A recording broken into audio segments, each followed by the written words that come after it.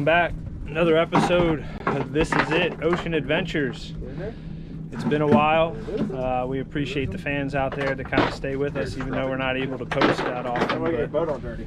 It's been quite the winter down here in Southwest Florida. We've had a lot of wind, so it's been difficult to get offshore, get out there and find the big ones. So finally we got a little break in the weather today, so we're heading out of Pineland.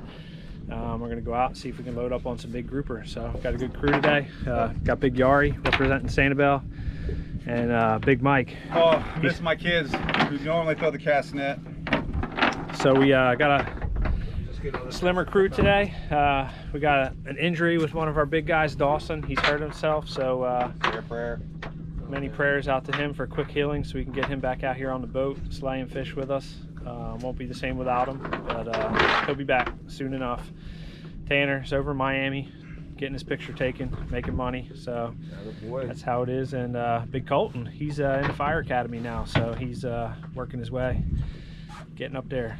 Big adulting, I guess you could say. So we're trying to load up on some pinfish, get some live bait. We got some live shrimp and squid wings, squid, some silver sides, and looks like we're going to head about 50 miles out and see if we can find them. So thanks for tuning in. Hey, and really appreciate it if you guys would like, share, subscribe, tell your friends about us.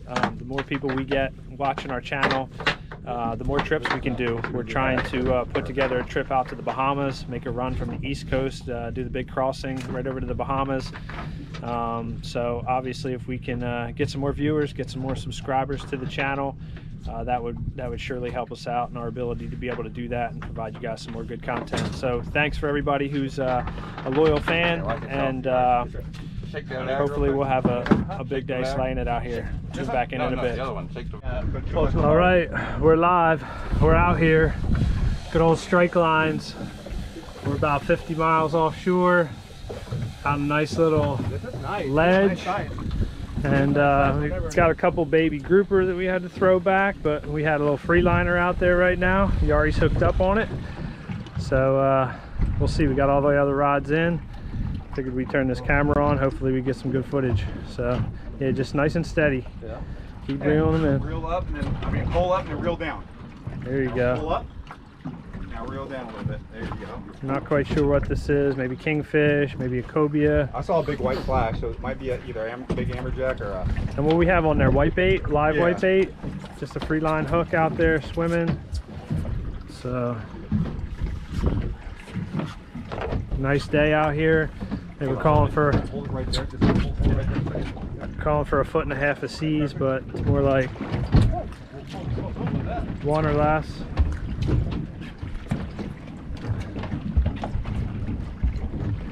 You already made it. Hold on. It's a big fish. Hold on. We know that. I saw it. Don't get it. Hold on. Is that a shark? It is a shark. It is? Yeah, it's a shark. Shark. No. Unless it's a monster cobia. No, it's a that's shark. A big old shark. Yeah, it's a shark. Yeah, it's a shark. There he is. Pretty sharp. All right, my friends, we're back here. We got Captain Mike on something. I think we got 16-incher. I think we got about a 16-inch grouper coming up. Red grouper. We've been catching them, no keepers yet, but let's see what we got here. We got a good little bite on this light weight tackle. What's that on? Oh, he's bigger. Oh yeah.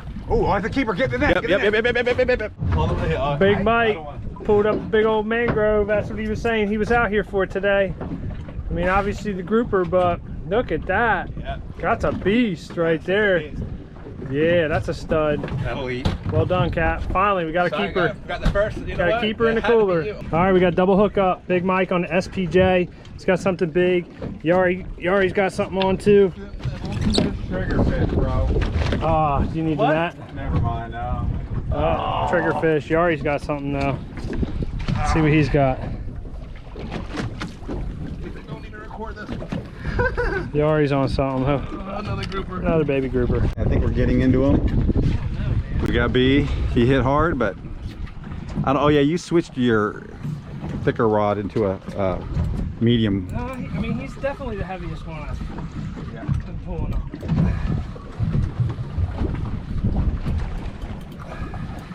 I mean, I did say I was getting a keeper, didn't I? Did I drop down? Oh yeah, he's keeper. Yep. Oh yep. Yeah. We're on, and we're Yeah. Yep. He's a keeper. Are you sure? Yeah, he's 20. He's definitely 20. He's 20 inches. But that's the one you said you were going to throw back, right, and go for those 25 to 30. Hold on before we get to Let me open yeah, mine he's definitely a keeper. Oh, this one. I think. All right, we're back. We got B. I think we got a keeper here. Better get that net out. Yes, sir. Oh, I'll be able to just grab it in. It's 110 feet. Oh, yep. Keeper. First keeper. Nice. Beautiful. Got it? Trolling motor or motor battery died. We're drifting 1.5. Brian hooks up. Oh, what is it? It doesn't look like a grouper. What's wrong? Well, maybe it is a grouper. Big grouper. Big grouper. Oh. Let's go. Oh gosh, that's a baby. No. It's a drift. It's the drift. B just hooked up. We're drifting 100 feet of water. He's got a long way to come up. Go around to the other side of him. Yes, sir. It's all right. He's got a long way to go. He's pulling line. He's got to be at least 22 inches. Right, B? Look at that sunset in the background once again. Color. Oh, look at that color. Yeah, he's definitely He's a monster. He's the keeper for sure. Coming sideways though. Oh yeah. Fire truck. That's a big boy! Holy smokes, dude! What? All right, here we are at Filet Central. Yesterday we had a good day. We went offshore, went a little over 50 miles out to about 115, 120 feet of water, searching for the grouper. We were able to get a couple. We weren't as productive as we thought we were going to be, but we found out it was only a one-star day out there. So for all you guys who follow the charts and the reports about fishing, obviously, you know, one star is pretty much the worst day out there, but we were able to do it. We got 4 keepers. One of them was a big monster, about 28 inches, so that was the biggest one. So that's what I'm going to fillet up here for us today. I don't know if I said this before, but we definitely use all the help and support we can get. You know, obviously we're a newer channel, starting up, trying to bring good content out there to the world of fishing and adventures, and you know, the more subscribers we get, the better for it is, the more content we can bring to you guys, and you know, the more things we can get into and film and kind of put out there for you guys to see and experience, you know, the kind of lifestyle we live down here in South Florida. So if you would, definitely appreciate it. Like, share, subscribe, you know, tell your friends. Obviously the more followers we get, the better it's going to be. So definitely would appreciate your help. I'm going to talk about a couple of tools that we use, obviously, to be successful. First one, fillet away. This is a great fillet mat. You know, for once you start on the fish, it kind of keeps it from sliding around. It's a really helpful tool just to kind of keep it in place, so you can kind of make your cuts. It's definitely not good for de-skinning, because you really need a flat surface to kind of get the skin off of there. So I don't recommend it for taking the skin off, but definitely for cutting through the fillets, you know, and kind of getting all the meat off of it. Definitely keeps the fish from sliding around and all the slop and goo and grime that kind of comes out of the fish when you're trying to cut them up. So definitely a good one. When we were out yesterday, we used strike lines. Strike lines is kind of a, I guess, a GPS spot chart that kind of has all kinds of different spots that are out there in the ocean. They sell them for different regions throughout the country. We have the one for Southwest Florida, and it's got a bunch of different spots that are out there that are marked, that they have gone out there with high-tech sonar equipment to kind of really figure out what the bottom looks like. So it kind of differentiates between hard bottom, potholes, reefy sections, kind of things like that. So you kind of have a general understanding of where you're going to go and really find fish. And so it was productive for us yesterday. That's kind of what we used. We kind of plotted a little bit of a path before we even hit water, and we kind of knew where we were going. And you know, basically between, I don't know, 15 spots maybe that we had hit all through the strike lines card, we were able to you know, get some fish. So it was a great day. The weather was awesome. The seas were pretty calm. So you know, it's always ideal to have flat seas out there when you're going 50 plus miles. offshore. So things were good. So I'm gonna get into cutting this fish up. I'm gonna do something different tonight. I'm actually going to put the carcass on the grill. Probably gonna put some seasoning on it and stuff like that. So when we get back into the kitchen, I'll kind of talk through that. But I'm gonna cook the carcass up, and I'm gonna save the big fillets for probably later on this week with the family. The girls are out of town, so when they get back, we'll cook up some fresh grouper. So thanks for tuning in, and hopefully I'll do a good job getting all the meat off of this this big monster, and maybe you'll learn something. So also Danko. Great company. They do a great job creating a lot of fishing tools, knives, pliers, things like that. I've got their, I believe this is the 11-inch serrated, so this is great to kind of cut through bones and things like that. I'm going to try to see if I can take the collar and things like that off of the grouper. I've never really done the collar before. I usually get the cheeks, so I'm going to get those off of there, but collar, I'm going to kind of cut through and kind of cut the head off and stuff through the major part of the spine with the serrated, and then a good old trusty Cutco Fisherman's Solution. This is a great fillet knife. Obviously super sharp, has a lifetime guarantee, and the cool thing about it is it also expands, so you can go from, I guess it's 9 or 10 inches, you know, down to a 6-inch, depending on how big or how small the section of fish you're working on. So this is awesome. This is probably what I'll get started with to kind of cut through it and get my fillets off, and then once I get the big pieces out, I'm going to start sawing through with the serrated. I'm also going to, I think I'm going to start by gutting the fish too, because using the carcass and stuff like that, I want to kind of get all the guts and things like that out. So I'm going to try to do that as clean as possible. Don't know how it's going to work out. All right, here we are. Here's the big boy, 28-inch red grouper. So it's a monster. I'm thankful to have found him. It was kind of late in the day when we got him, but we got him nonetheless, so that's a good thing. All right, I turned the camera off to do some of this gutting because I wasn't really sure how to do it. It took me a little longer than I anticipated, but I got him pretty much cleaned out. So let's see if I can get back to filleting this dude up and getting all the meat we can off of him. So grouper, you kind of want to go down that headline right behind that fin area, kind of make your cut. And then spin them around. And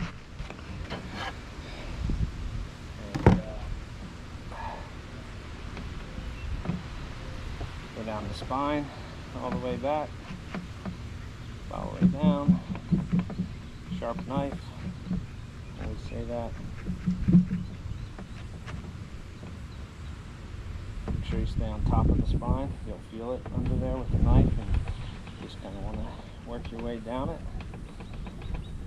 as close as you can to all those center bones, so you know you're getting all the meat that you can off of this dude. And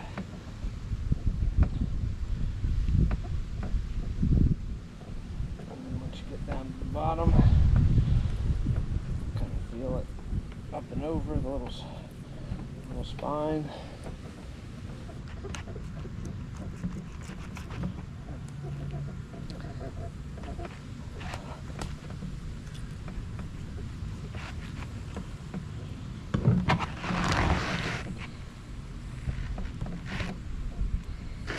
Since I cut all these guts out, it should be a little bit easier to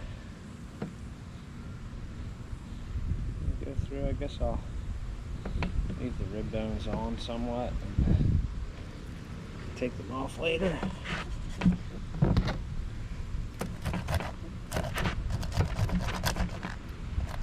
Anytime you get those tough bones serrated, I'm trying to keep this collar too. Never did the collar before, but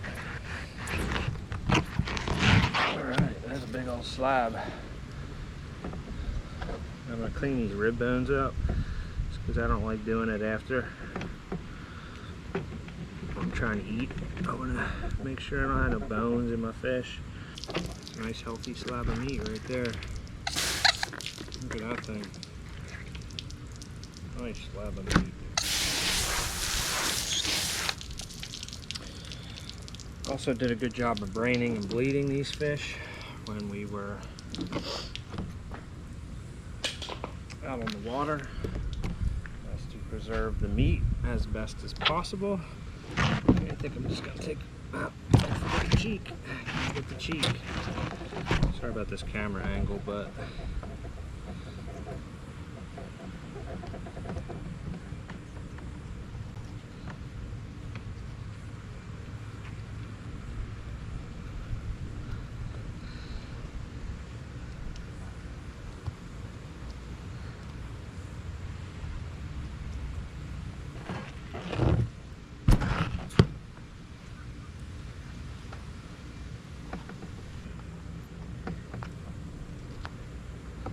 that's a pretty nice grouper cheek right there.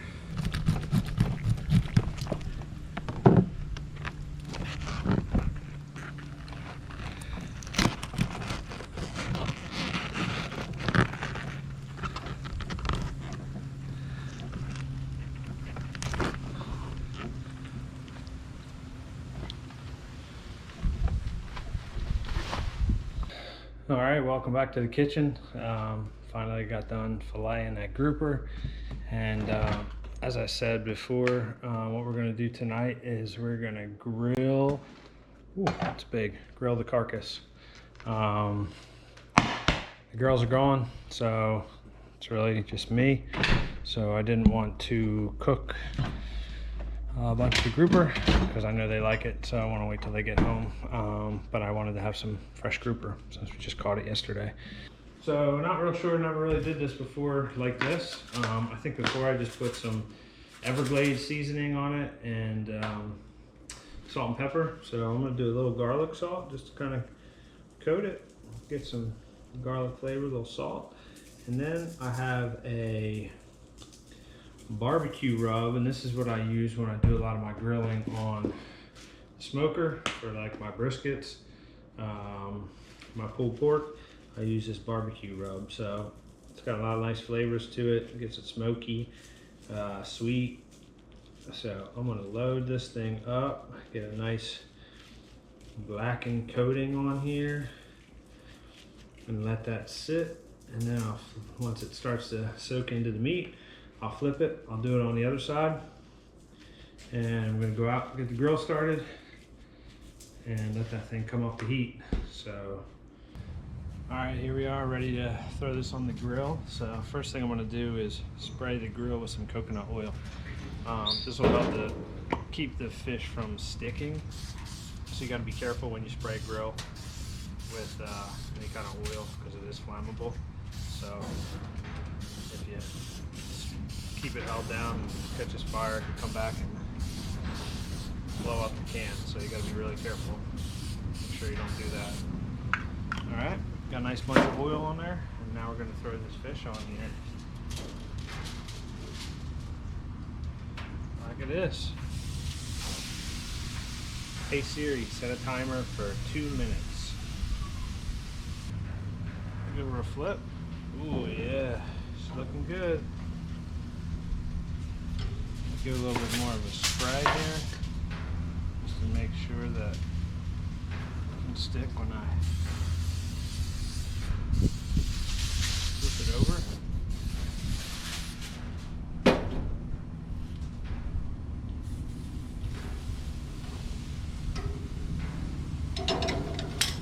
All right, there we go, it's done.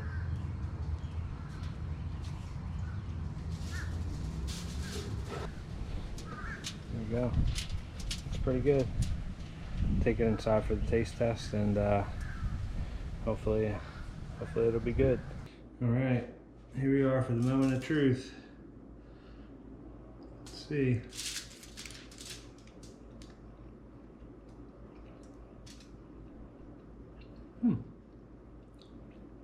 Well, it tastes like seasoning.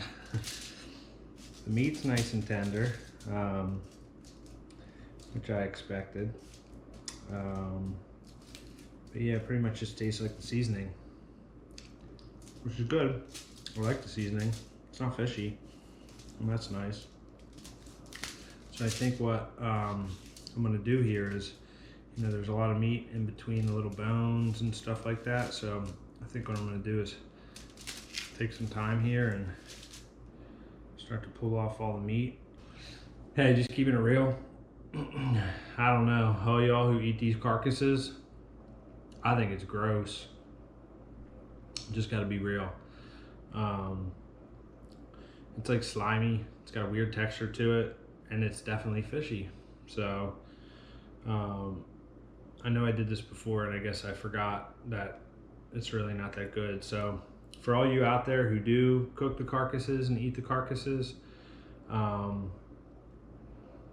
mean, I'm not quite sure. I don't think I'm doing anything wrong cooking it. I think it's just a completely different texture of meat than what you get off of the fillets and cheeks and things like that. So I know everybody has different tastes, likes different things. So for all you out there that eat it, keep on keeping on. But for me, yeah, I don't think I'm ever gonna do a carcass again.